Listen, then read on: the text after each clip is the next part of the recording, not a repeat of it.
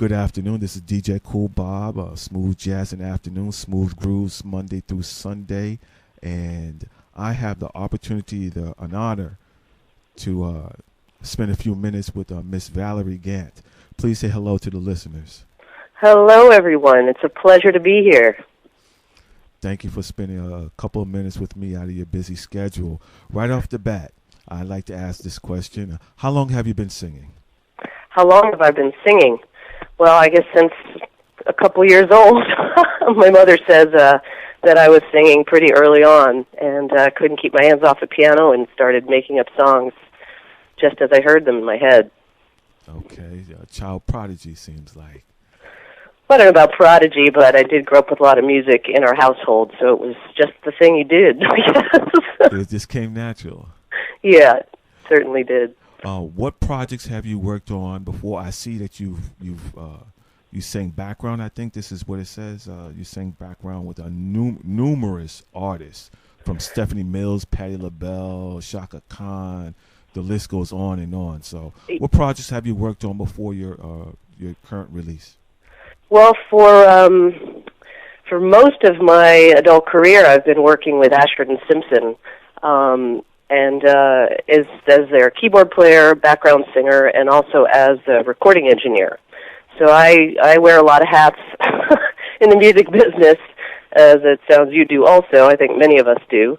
And so I've worked on several projects with Ashford and Simpson. We did an album with Maya Angelou called Been Found, and recorded Valerie Simpson's newest CD, the one that just came out, where I had the privilege and great honor to work with Nina Simone and record her in the south of France, as well as Roberta Flack. And it's just been a blessing to work with so many incredible icons in the music world. This is the first release since Nick has passed away? Yes, and it's actually a record that we had finished 11 years ago. And at the time, they decided to not put it out. And it was this year. It was actually after I put out my record, and I gave a copy to Valerie, and she, a couple days later, called me up, and she said, I'm thinking, remember that record we finished? I think it's time to put it out. So there we went and did it. Oh, wow. Pulled it out off the shelf and got it mastered and put it out. So it's her record. Yeah, it's wonderful. Great. Who is in your CD player, or what artists do you play in your MP3 player or in your car? You mean who am I listening to kind of right now? Oh, there's so many great artists. I really like to listen to a lot of up-and-coming artists who, because I run a songwriter night here in the city, I'm always looking for new talent. So there's incredible records out right now by Kelly Say, Arthur Redbone. If you don't know those names, check them out. Of course, I'm listening to my own new record that I'm working on. Of course. And the last recording sessions I did is probably what I'm always having my iPod and listening to when I'm walking down the street here in New York. Because, we walk everywhere. We don't drive. No, it's not necessary. Public transportation is 24/7. Exactly. So if you happen to see me on the subway bopping and grooving, it's probably because I'm listening to the session. I just did this a couple months ago. Another question I like to ask artists is, what's trending for you now? What's happening with Mrs. Valerie Ghent? Oh, there's a lot happening. I'm very, very excited. I have a song currently being played on Sirius XM nationwide called Love Enough for a Lifetime. And it's starting to get airplay also in Europe and in South America. I just found out it's on a station in Ecuador. So that's a huge delight. I'm at the moment working on a video for the next single off the record, which is a song called Run, Run, Run. So that's what I'm working on today, right before we started this interview. And I'll go back to that when we're done. And I'm finishing up another solo album, which is really the sister record to the record that just came out. Day to Day Dream is the one that I recorded with the band. But simultaneously, I've been working on a solo piano vocal album, which is called Muse, and I plan to have that out in the next couple of months. It's really, to me, the sister CD to Day to Day Dream, because a lot of the songs were recorded around the same time. Mm-hmm. Now they can purchase these CDs. Yes. It's on iTunes, Amazon, CD Baby. It's also on my site, which is valghent.com. You can go listen, and I do offer a free download too. If you go to my Facebook page, there is a free download of the radio edit of Love Enough for a Lifetime. Mm-hmm, mm-hmm. So your background, you have a lot of music history behind the scenes, in front of the microphone. What songs would you like to do or do a remake of?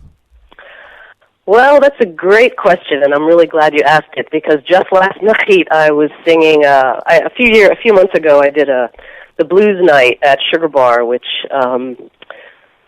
for me was really fun because I got to dig into the archives and come up with some old blues songs. I'm talking Big Mama Thornton and really going back, Georgia White, finding some really old classic songs.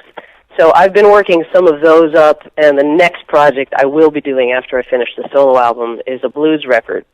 So some of the songs that I've been experimenting with are Feeling All Right, which, is a great classic. Mm-hmm. And Big Mama Thornton has a song which is also called Feel All Right. So to me, they're two sides of a very similar kind of story. And also love the song Supernatural Thing. Mm-hmm. Yes. And we've worked up a version of that I cannot wait to put out. That may be the first thing we put out. So I'm excited. I love taking songs and rediscovering them and putting your own spin on them and having some fun. I love to hear remakes. Not saying that the first original was not good enough, but now we are in 2012, and there is something that you might want to connect with today's, music.